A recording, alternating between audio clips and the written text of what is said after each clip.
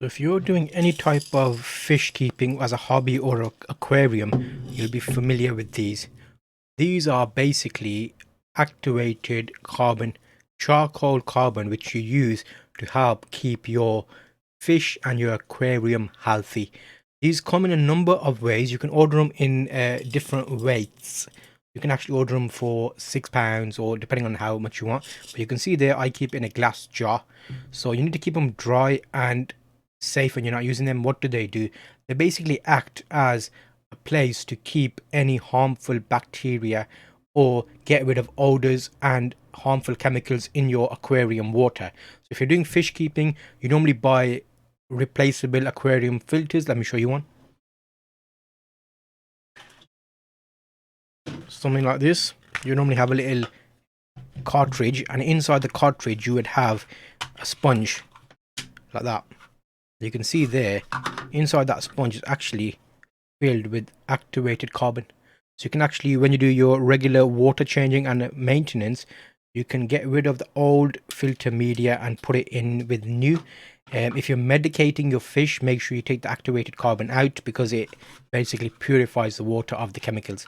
So that's a quick look at that. Definitely a great purchase if you're thinking about fish keeping and keeping them healthy. That gives you an idea of what they're about and why you would use them, and also how many you get. Hopefully this helps you if you have a need for activated carbon. So if you have more than one aquarium or you have a sump system, you might want a submersible pump. What does a submersible pump do for you?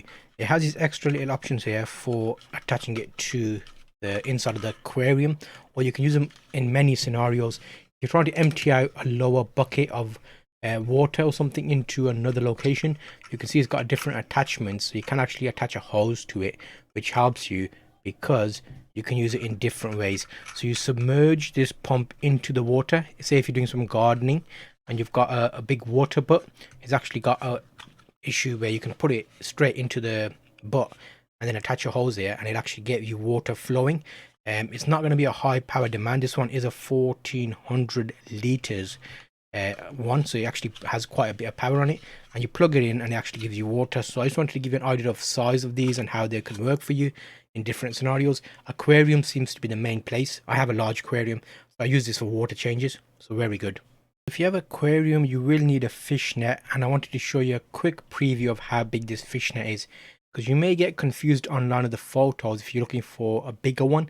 This one you can see here the size of it, and also if you have small aquarium and betta fish, you should be fine. However, if you have larger fish, it will be quite tricky catching them with this and probably unsafe. However, this is a look at this and the sizing you can expect. It's a flexible option. It has got a metal wire inside it, nice net and very easy to use. So that gives you an idea of this net for aquariums. So if you have an aquarium where you need your water to stay at a constant temperature or even heated, then you definitely want to get yourself an aquarium heater. Let me give you a quick size comparison there. That's how big it actually is. It comes in a number of varieties, so make sure you know how big your aquarium is. 200 liters, 300 liters, 400 liters. That all depends. There's a nice little system on the top which gives you a temperature here. You can see there all the temperature marks. You simply spin it at the right temperature. When it reaches that temperature, it turns off automatically and it comes back on if it gets hot or cold. If it gets cold, it turns back on to heat it back up. So this actually maintains the temperature for your fish to be happy. Aquarium, turtles, those kind of things can be used if you have half water filled. As long as it's submerged up to the line that it needs to be, you can use the filter, the aquarium heater to heat it. So I've had it for a while now and I wanted to review it to say how well it's performing. Definitely worth a purchase. You may be familiar with these. These are actually very good, especially if you want to clean your aquarium glass without getting your hands dirty. How it basically works is you put on the inside of the aquarium, you put on the outside of the glass, and it actually magnetizes through the glass, and then you simply just use that. You just do this and it actually cleans your glass. So you know that little fungus that grows? Let me show you a close up of this so you know what it looks like.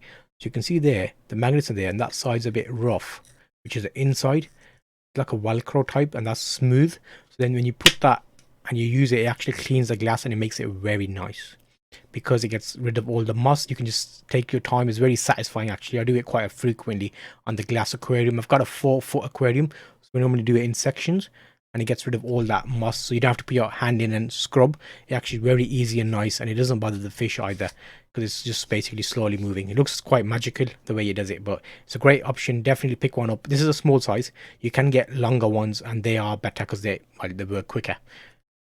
Pick yourself up.